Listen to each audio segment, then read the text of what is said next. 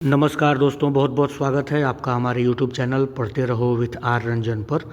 एडुटेरिया का जो सेट है बिहार एसएससी CGL 4 का, उसका हम लोग सेट 1 से सेट 11 तक कर चुके हैं डिस्कस। आज हम लोग सेट नंबर 12 को यहाँ देखेंगे। ठीक है, ज़रूर अच्छा लगे मेरा वीडियो तो आप प्लीज़ लाइक कर दीजिएगा और बाकी दोस्तों तक भी शेयर कर दीजिएगा ताकि। ठीक है, तो पहला प्रश्न देखिए, मौर्य वंश के बाद दक्षिण भारत में सबसे प्रभावशाली राज्य कौन सा था? तो मौर्य वंश के बाद दक्षिण भारत में सबसे प्रभावशाली राज्य था सातवाहन। ठीक है, और याद रखिएगा कि सातवाहन वंश की जो स्थापना की थी वो किसने की थी? तो सिमुक ने की थी। आपको नाम याद होना चाहिए, सिमुक। ठीक है, और सातवाहन वंश का जो राजधानी था वो भी आपको ध्यान रखना है, प्रतिष्ठान। ये भी आपको ध्यान रखना है। ठीक है, प्रतिष्ठान इसकी राजधानी थी।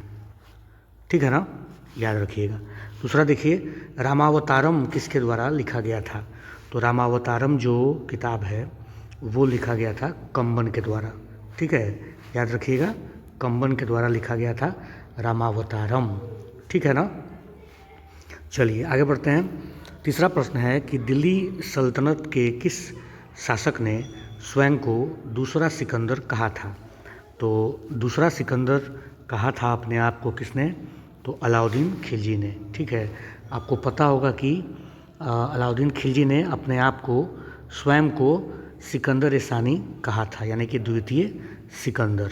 ठीक है, तो आंसर हो जाएगा हमारा ए। चौथा प्रश्न देखिए, दिल्ली प्रस्ताव किस वर्ष आया? तो दिल्ली प्रस्ताव आया था 1927 में। ठीक है, और क्या हुआ कि दिसंबर 1927 में मुस्लिम लीग के अधिवेशन में बड़ी संख्या में मुस्लिम नेता लोग दिल्ली में मिले और उन्होंने अपने 4 प्रस्ताव दिए। ठीक है, तो इसी को कहा जाता है दिल्ली प्रस्ताव। पांचवा प्रश्न देखिए, निम्नलिखित में से कौन सा किला अकबर द्वारा बनवाया गया था?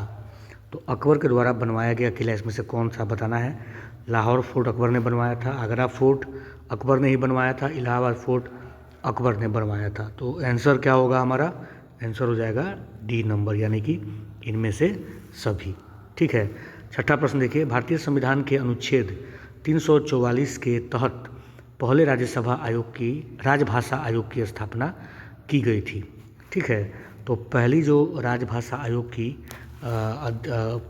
आयोग की स्थापना की गई थी वो 1955 में आपके बीजी खेर की अध्यक्षता में, याद रखना है। ठीक है, और 1956 में आयोग ने अपना रिपोर्ट दिया था और इस आयोग ने कहा था कि अंग्रेजी के स्थान पर हिंदी का प्रयोग करना ज़रूरी है। ठीक है, चलिए सातवां प्रश्न देखिए, मगध के किस शासक ने महाजनपद काल में अवंती तथा वत्स पर अधिकार कर उसे मगध साम्राज्य में मिला लिया? ठीक है, तो ये किया था किसने? शिशुनाग ने किया था। शिशुनाग ने हयंक वंश के अंतिम शासक नागदर्शक को पदच्युत कर मगध पर अपना नागवंश नामक एक नए वंश की नींव डाली थी और उसने ही अवंती और वत्स पर अधिकार करके उसे मगध साम्राज्य में मिला लिया था। ठीक है, आठवां प्रश्न देखिए, अकबर के द्वारा बिहार के प्रांतपति के रूप में नियुक्त मान सिंह ने अपनी राजधानी कहाँ बनाई थी? ठीक है, तो मान सिंह ने अपनी जो राजधानी बनाई थी रोहतास में बनाई थी। ठीक है, पानीपत के तृतीय युद्ध के समय मराठा पेशवा कौन था? तो पानीपत का जो तृतीय युद्ध हुआ था उस समय मराठा पेशवा थे बालाजी बाजीराव। ठीक है, आपको ध्यान रखना है, बालाजी बाजीराव। ठीक है, और यह जो पानीपत का तृतीय युद्ध था ये अहमद शाह अब्दाली और मराठों के बीच में हुआ था और आप जानते होंगे कि इस युद्ध में मराठों की पराजय हुई थी। ठीक है, चलिए 10वां प्रश्न देख लीजिए। 10वां प्रश्न है कि निम्नलिखित कथनों में से कौन सा कथन असत्य है? असत्य कथन का हमको चयन करना है। ठीक है, तो रॉबर्ट क्लाइव बंगाल के प्रथम गवर्नर जनरल थे। ठीक है, दूसरा सवाल है कि असत्य कथन पूछ रहा है ना, तो पहला ही हमको दिख गया कि यह असत्य है। ठीक है, बंगाल के जो पहले गवर्नर जनरल थे वो रॉबर्ट क्लाइव नहीं बल्कि वारेन हेस्टिंग्स थे। ठीक है, बाकी तीनों कथन करेक्ट है। ये विलियम बेंटिक भारत के प्रथम गवर्नर जनरल थे, लॉर्ड कैनिंग भारत के प्रथम वायसराय थे, और सी राजगोपालाचारी स्वतंत्र भारत के पहले भारतीय गवर्नर जनरल थे। ये तीनों ठीक है। चलिए 11वां प्रश्न देखिए, कौन सा संवैधानिक संशोधन अधिनियम आर्थिक रूप से कमजोर वर्ग के लिए 10% आरक्षण का प्रावधान करता है? तो ये आपको याद रखना है, ये कौन सा संविधान संशोधन था? तो ये था 103वां संवैधानिक संशोधन अधिनियम। ठीक है, और इसके थ्रू जो है 10% आरक्षण EWS कैटेगरी के लोगों को मिलता है। ठीक है, जो आर्थिक रूप से कमजोर वर्ग कहा जाता है। ठीक है, चलिए तो 12वां देखिए, स्वायत्त जिला परिषद यानी कि ADC की स्थापना की गई। तो स्वायत्त जिला परिषद यानी कि ADC की स्थापना की गई 6ठी अनुसूची के अंतर्गत। ठीक है ना, ये भी आपको ध्यान रखना है। और ये जो आपका 6ठी अनुसूची है, इसी अनुसूची में असम, मेघालय, त्रिपुरा और मिजोरम की जनजातीय क्षेत्र के प्रशासन का प्रावधान है। ये भी आपको ध्यान रखना है। चलिए आगे बढ़ते हैं। निम्नलिखित नदियों पर विचार करें। दामोदर, कृष्णा और महानदी उत्तर से दक्षिण की ओर बढ़ने पर नदी का सही क्रम क्या है? तो आप जानते हैं कि सबसे ऊपर कौन होगा? दामोदर होगा, क्योंकि दामोदर का जो उद्गम है वो झारखंड में है। ठीक है, और उसके बाद क्या हो सकता है? उसके बाद हो जाएगा महानदी और उसके बाद होगा कृष्णा, यानी कि 1, 3, 2। आंसर हो जाएगा ए नंबर 1, 3, 2। ठीक है, चलिए फिलिप्स वक्र निम्नलिखित में से किसके मध्य संबंध को दर्शाता है? तो फिलिप्स वक्र जो है वो बताता है किसके बारे में? मुद्रास्फीति और बेरोजगारी के बारे में। ठीक है, ये भी आपको ध्यान रखना है। चलिए 15वां प्रश्न देख लीजिए। 15वां प्रश्न क्या है? भारत में औपनिवेशिक शासन के खिलाफ हुए विद्रोह को कालानुक्रम में व्यवस्थित करें। ठीक है, तो संथाल है, पहाड़िया है, वेल्लोर में सिपाही विद्रोह और कोल विद्रोह। ठीक है, तो संथाल विद्रोह तो हम लोग जानते हैं कि कब है?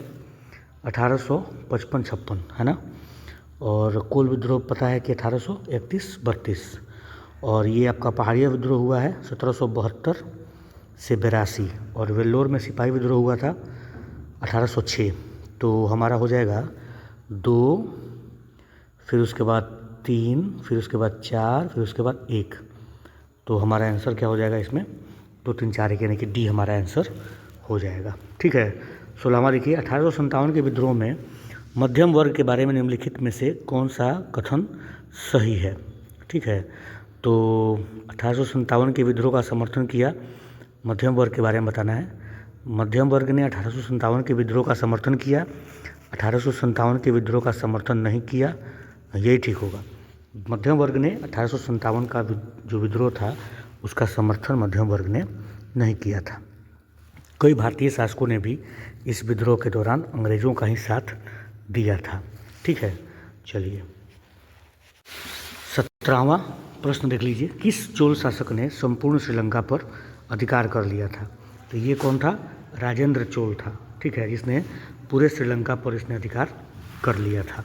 और चोल वंश का संस्थापक कौन था? तो विजयालय था। ठीक है, राजराज प्रथम जो था उसने उत्तरी श्रीलंका पर आक्रमण किया था और अधिकार भी कर लिया था, लेकिन राजेंद्र चोल जो था ना, उसने संपूर्ण श्रीलंका पर अधिकार कर लिया था। ठीक है, 18वां प्रश्न देखिए, संसद सदस्यों की अयोग्यता के संबंध में विवादों का फैसला कौन करता है? ठीक है, तो देखिए 2 तरह का विवाद हो सकता है। एक तो दल बदल वाला मामला हो सकता है, ठीक है, और एक दूसरा कोई मामला हो सकता है। ठीक है, अगर दल बदल वाला मामला है, अयोग्यता का कारण अगर दल बदल है, तब तो लोकसभा अध्यक्ष और राज्यसभा के सभापति जो होंगे इसका फैसला करते हैं। बाकी अगर संसद सदस्यों की अयोग्यता की बात आती है तो अन्य आधार अगर इसका है तो राष्ट्रपति चुनाव आयोग की सलाह पर निर्णय लेते हैं। तो सी हमारा आंसर हो जाएगा, राष्ट्रपति चुनाव आयोग के परामर्श से फैसला लेंगे। 19वां प्रश्न है, राजकोषीय नीति में मुख्य रूप से कौन शामिल होता है? तो राजकोषीय नीति में करारोपण, सार्वजनिक ऋण, सार्वजनिक व्यय, इनमें से सभी। हाँ बिल्कुल सही है, इनमें से सभी जो है सब राजकोषीय नीति का हिस्सा है।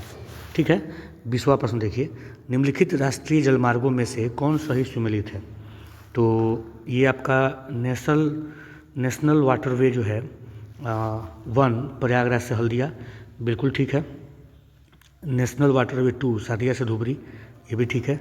नेशनल वाटरवे 3 कोट्टापुरम से कोल्लाम, ये भी ठीक है। तो इसका भी आंसर हो जाएगा इनमें से सभी, सभी करेक्टली मैच्ड हैं। ठीक है। बाबा बुदन की पहाड़ी किस राज्य में स्थित है? तो बाबा बुदन की जो पहाड़ी है वो स्थित है कर्नाटक में। ठीक है, कर्नाटक में स्थित है बुदन की पहाड़ी। ठीक है। महाराष्ट्र में कौन सा पठार है? तो वहाँ दक्कन का पठार है। ठीक है, और ये भी आपको ध्यान रखना है। भारतीय स्वतंत्रता संग्राम के दौरान ब्रिटिश सरकार द्वारा ऑपरेशन जीरो आवर कब चलाया गया था? तो स्वतंत्रता संग्राम के दौरान जीरो आवर जो ऑपरेशन जीरो आवर चलाया गया था वो भारत छोड़ो आंदोलन के समय में चलाया गया था। ठीक है, भारत छोड़ो आंदोलन के शुरुआत में ही 9 अगस्त 1942 को ब्रिटिश सरकार द्वारा ऑपरेशन जीरो आवर के तहत कांग्रेस के सभी महत्वपूर्ण नेताओं को गिरफ्तार कर लिया गया था। ठीक है। किस अभिलेख के माध्यम से यह पता चलता है कि स्कंदगुप्त के समय प्रथम हुड़ आक्रमण हुए? तो देखिए, इसमें जो भीतरी स्तंभ लेख है इसके अनुसार पता चलता है कि स्कंदगुप्त के समय पहला जो हुड़ आक्रमण था वो हुआ था। ठीक है। और प्रयाग स्तंभ लेख जो है ये आपको ध्यान रखना है कि चलिए 24वां प्रश्न देख लीजिए। निम्नलिखित में से किस अधिवेशन में कांग्रेस द्वारा पहली बार एक भारतीय महिला को अध्यक्ष चुना गया था? तो पहली बार भारतीय महिला को अध्यक्ष चुना गया था सरोजनी नायडू को। याद रखना है कि पहली भारतीय जो अध्यक्ष चुनी गई थी वो सरोजनी नायडू को चुना गया था। ठीक है, और सरोजनी नायडू को चुना गया था 1925 में। ठीक है, कानपुर के भारतीय राष्ट्रीय कांग्रेस की अधिवेशन में। ठीक है ना, तो इसमें तो दिया नहीं है, तो आंसर हमारा हो जाएगा डी, याद रखना है। और एनी बेसेंट जो थी वो कलकत्ता अधिवेशन में चुनी गई थी 1917 में, और उस समय जो है वो पहली महिला थी जो कांग्रेस की अध्यक्ष बनी थी। तो एनी बेसेंट पहली महिला थी जो कांग्रेस के अध्यक्ष बनी थी कलकत्ता अधिवेशन 1917 में, और कानपुर अधिवेशन में 1925 में पहली भारतीय महिला सरोजनी नायडू अध्यक्ष चुनी गई थी। ठीक है। भारत में औपनिवेशिक काल के दौरान व्हिटली आयोग का उद्देश्य क्या था? तो भारत में औपनिवेशिक काल के दौरान व्हिटली आयोग का जो उद्देश्य था वो श्रम की मौजूदा स्थितियों पर रिपोर्ट करना और सिफारिशें करना। तो ये हमारा आंसर हो जाएगा। 26वां प्रश्न देख लीजिए।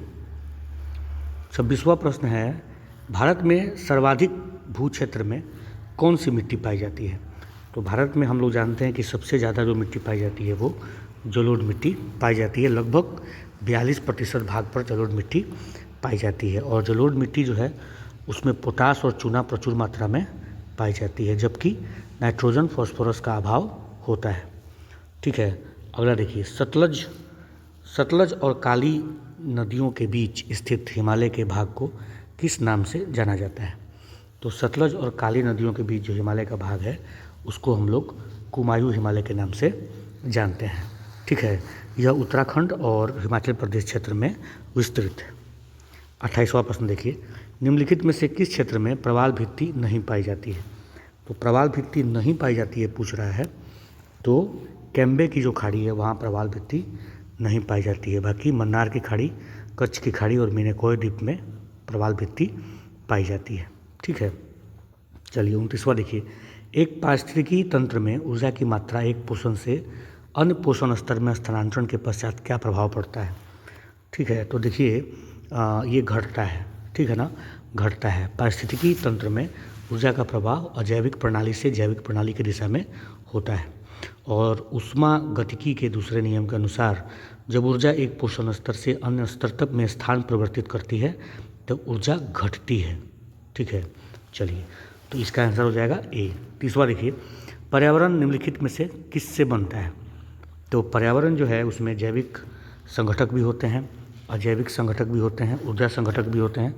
आंसर हो जाएगा हमारा डी। ठीक है। 31वां प्रश्न देखिए, निम्नलिखित में से किसे पर्वतों का सागर कहा जाता है? तो पर्वतों का सागर कहा जाता है ब्रिटिश कोलंबिया को। ठीक है। जापान को कहा जाता है उगते सूरज का देश।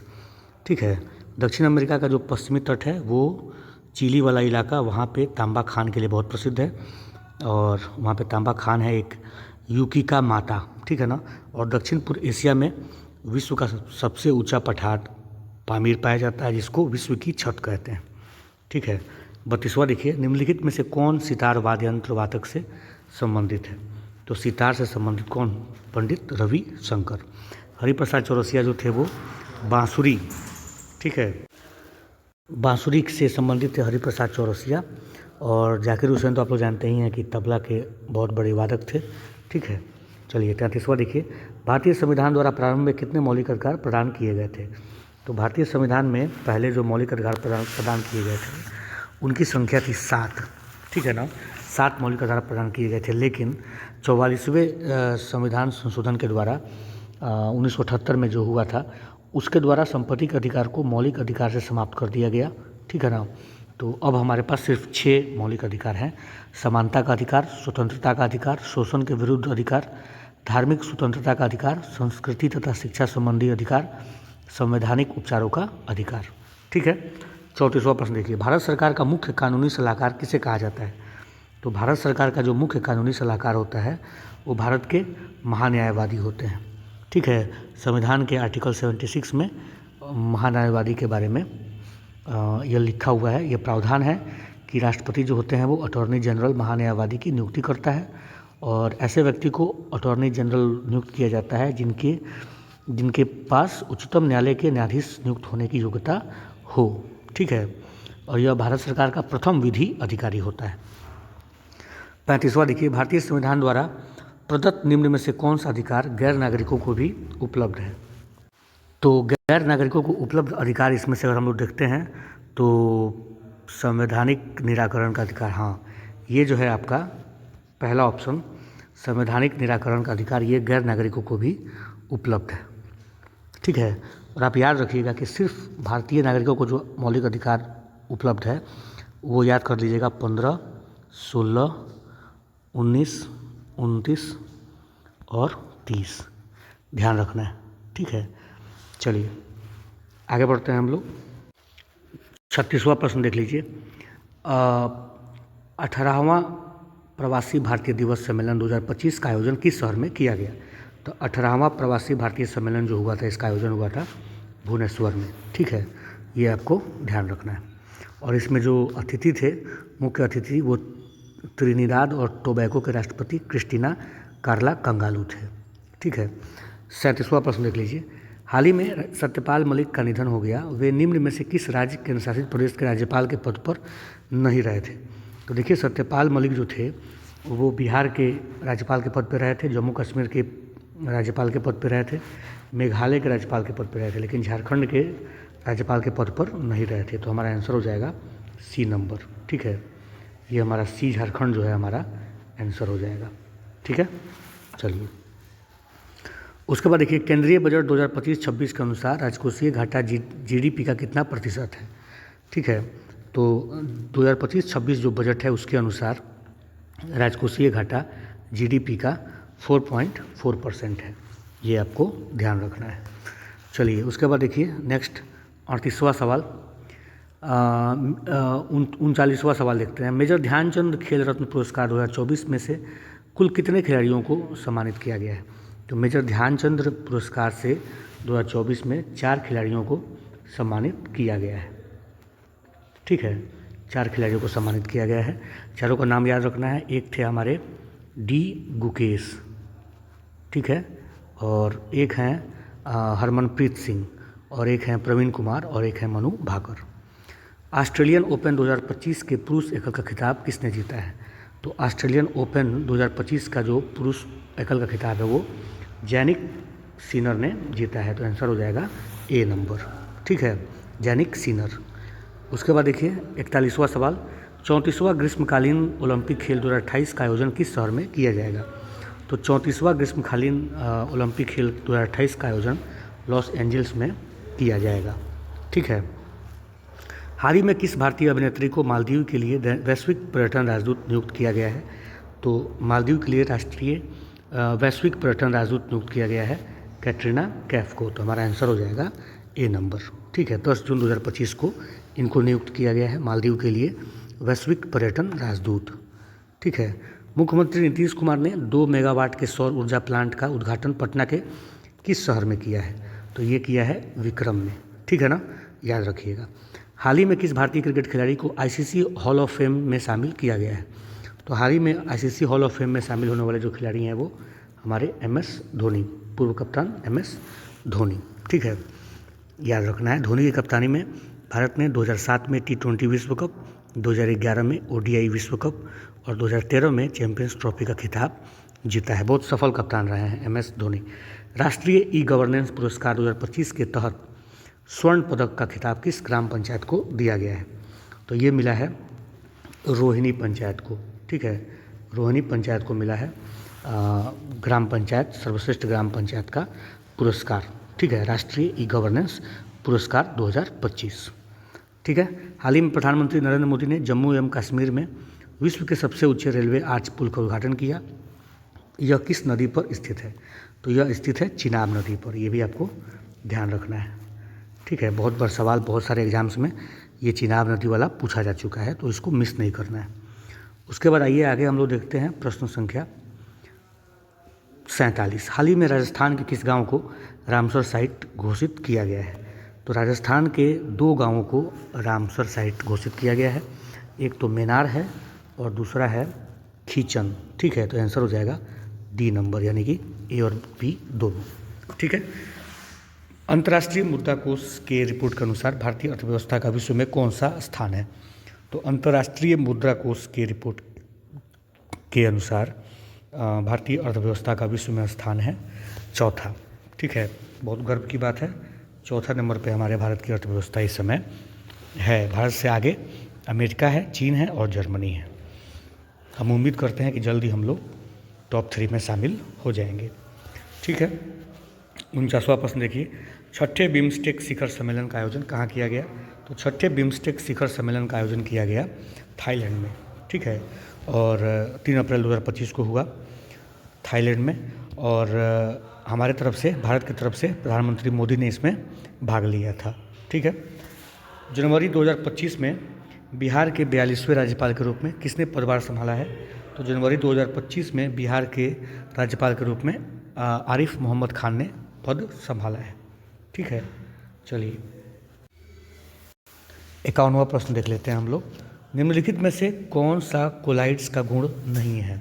ठीक है, देखिए कोलाइड्स का जो गुण नहीं है, तो कोलाइड का गुण क्या क्या होता है? तो कोलाइड का गुण होता है कि कोलाइड एक विषमांगी मिश्रण है, ठीक है। कोलाइड बहुत छोटे आकार होने के कारण इन कणों को नग्न आँखों से नहीं देखा जा सकता है। कोलाइड गुजरने वाले प्रकाश पुंज को प्रकर्णित कर देता है, ठीक है।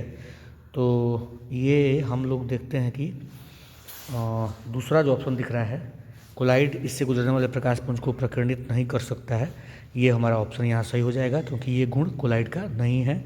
बाकी तीनों जो है वो कोलाइड का गुण है, ठीक है। 52वां प्रश्न देखिए, ट्रांसफार्मर कोर को लेमिनेशन क्यों किया जाता है? तो ट्रांसफार्मर कोर को लेमिनेशन किया जाता है एडी करंट की हानि को कम करने के लिए। तो आंसर हो जाएगा सी, ठीक है। एडी करंट के कारण जो ऊर्जा हानि होती है उसको कम किया जा सकता है, आपको ध्यान रखना है, ठीक है। ट्रांसफार्मर एक विद्युत उपकरण है जो विद्युत ऊर्जा को एक परिपथ से दूसरे परिपथ में स्थानांतरित करता है। यह विद्युत चुंबकीय प्रेरण के सिद्धांत पर काम करता है, ठीक है। चलिए 53वां प्रश्न देखते हैं।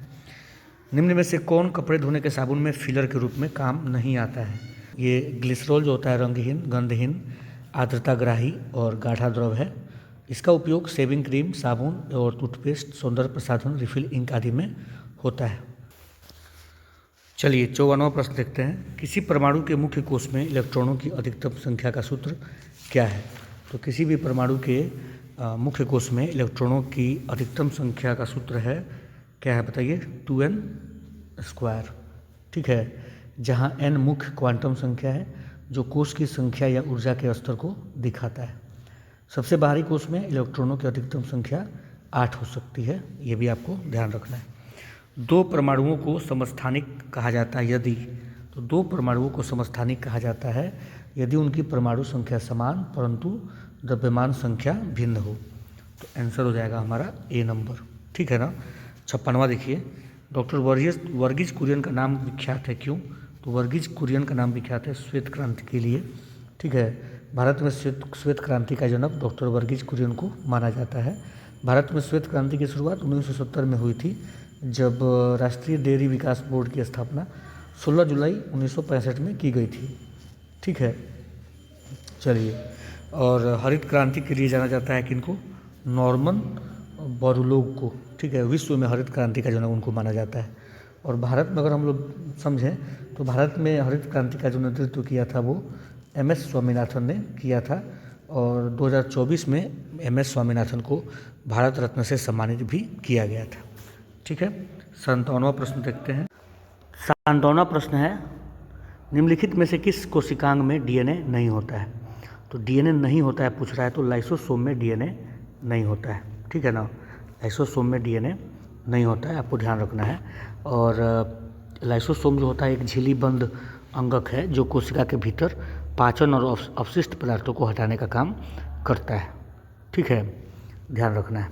चलिए, जनरेटर यानी कि जनित्र, तो जनरेटर जो है वो कैसा उपकरण है बताना है आपको।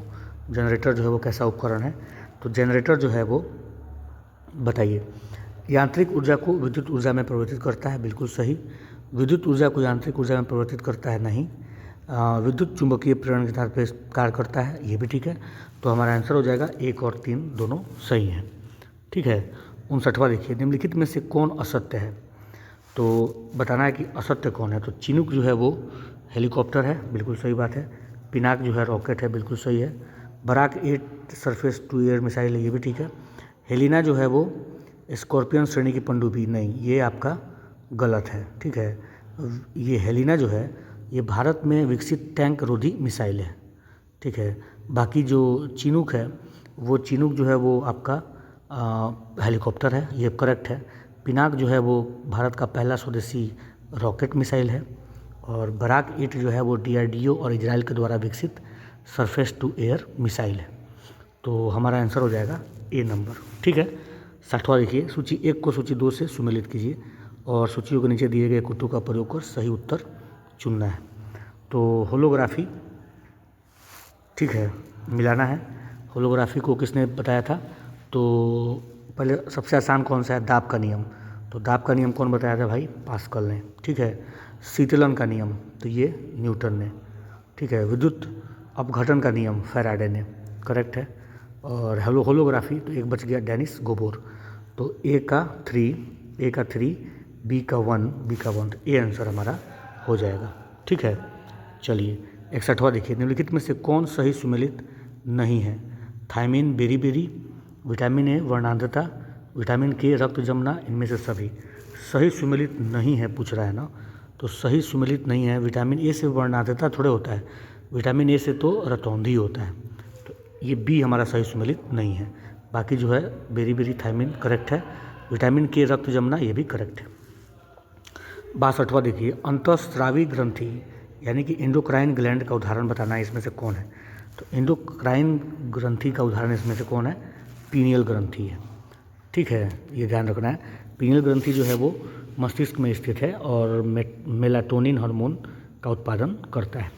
इंसुलिन का आविष्कार किसने किया था? तो इंसुलिन का आविष्कार किया था बेटिंग एंड बेस्ट ने। ठीक है ना, इंसुलिन, आपको मालूम होगा कि इंसुलिन में जिंक पाया जाता है और इसका काम है रुधिर में, ब्लड में ग्लूकोज की मात्रा को सामान्य बनाए रखना। ठीक है, चलिए, निम्न में कौन सा सही सुमेलित नहीं है? तो सही सुमेलित नहीं है बताना है। हैजा, विब्रियो कॉलरी, बिल्कुल करेक्ट है। कोड, माइक्रोबैक्टीरियम लेप्री, करेक्ट है। टिटनस, क्लोस्ट्रीडियम टिटैनी, करेक्ट है। प्लेग, हेमोफिलस पर्टूसिस, नहीं, ये बैसिलस पेस्टिस होगा इसका। तो यही सही सुमेलित नहीं है, तो आंसर हो जाएगा D नंबर। ठीक है, 65वां प्रश्न देखिए।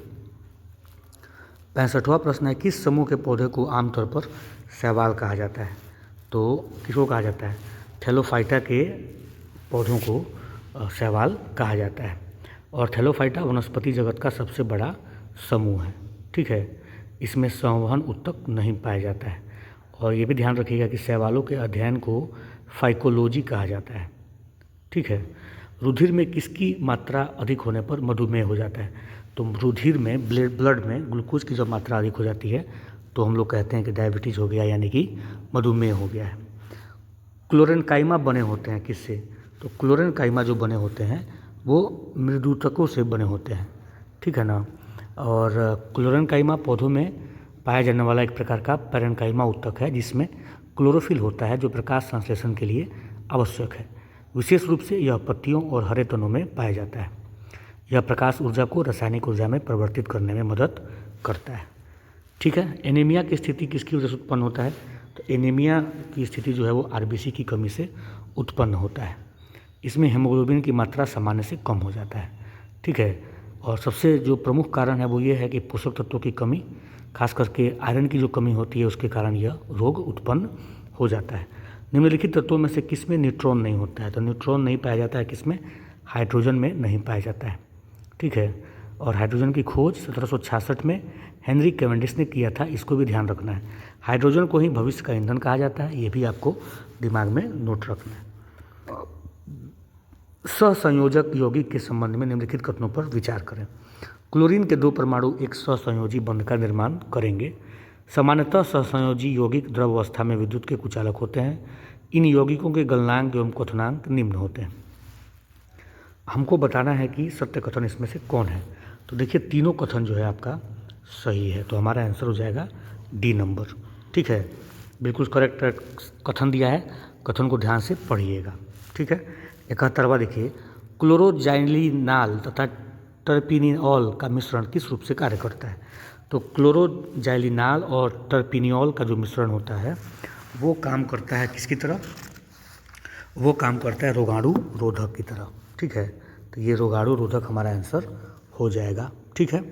चलिए उसके बाद देखिए 72वां में, यदि किसी गेंद को ऊर्ध्वाधर रूप से ऊपर फेंका जाए तो गुरुत्वीय त्वरण किस दिशा में आरोपित होता है? तो अगर किसी गेंद को ऊपर की तरफ हम लोग फेंकते हैं तो गेंद की गति के विपरीत दिशा में गुरुत्वाकर्षण जो है वो काम करेगा, ठीक है। सिंपल सवाल है। 73वां देखिए, निम्नलिखित में से कौन सा विद्युत चुंबकीय तरंगों का गुण नहीं है? तो विद्युत चुंबकीय तरंगों का गुण इसमें से पूछ रहा नहीं है। विद्युत चुंबकीय तरंगें व्यतिकरण तथा विवर्तन नहीं दिखाती हैं। अरे नहीं भाई, ये जो है गुण नहीं है, यही वाला तो गुण नहीं है, ए नंबर, ठीक है। ये जो है गुण इसका नहीं है। बाकी विद्युत चुंबकीय तरंगें अनुप्रस्थ तरंगें होती हैं, बिल्कुल सही है। विद्युत तथा चुंबकीय क्षेत्र एक दूसरे के लंबवत होते हैं, ये भी सही है। विद्युत चुंबकीय तरंगों को आगे बढ़ने के लिए किसी माध्यम की आवश्यकता नहीं होती है, ये भी ठीक है। आंसर हमारा ए हो जाएगा, ठीक है। चलिए 74वां प्रश्न है कि अनुप्रस्थ तरंगे क्या हैं? तो अनुप्रस्थ तरंगे इन तरंगों में माध्यम के कण तरंगों के संचरण की दिशा के लंबवत दिशा में कंपन करते हैं, बिल्कुल सही जवाब है। पहला ही हमारा ऑप्शन जो है करेक्ट है। इन तरंगों में माध्यम के कण तरंगों के संचरण की दिशा के लंबवत दिशा में कंपन करते हैं, ठीक है। 75वां देख लीजिए, यदि गति के दूसरे नियम के अनुसार किसी दिए हुए बल के लिए उत्पन्न त्वरण व्युत्क्रमानुपाती होता है किसके? ठीक है, तो आप लोग पढ़े होंगे कि त्वरण व्युत्क्रमानुपाती होता है द्रव्यमान के, ठीक है ना। वस्तु के द्रव्यमान के व्युत्क्रमानुपाती होता है त्वरण, ठीक है। आप जानते होंगे कि बल बराबर द्रव्यमान गुना त्वरण, तो त्वरण बराबर बल बटा द्रव्यमान, ठीक है। ये आपको इक्वेशन याद होगा। मुझे उम्मीद है कि आप लोगों को ये सेशन बहुत अच्छा लगा होगा, तो प्लीज़ वीडियो को लाइक कीजिएगा और चैनल को सब्सक्राइब कीजिएगा और बाकी दोस्तों तक भी इसको शेयर कीजिएगा। बाकी के सेट्स में जल्द ही जल्द आप लोगों को करा दूंगा यहाँ पे। थैंक यू सो मच दोस्तों।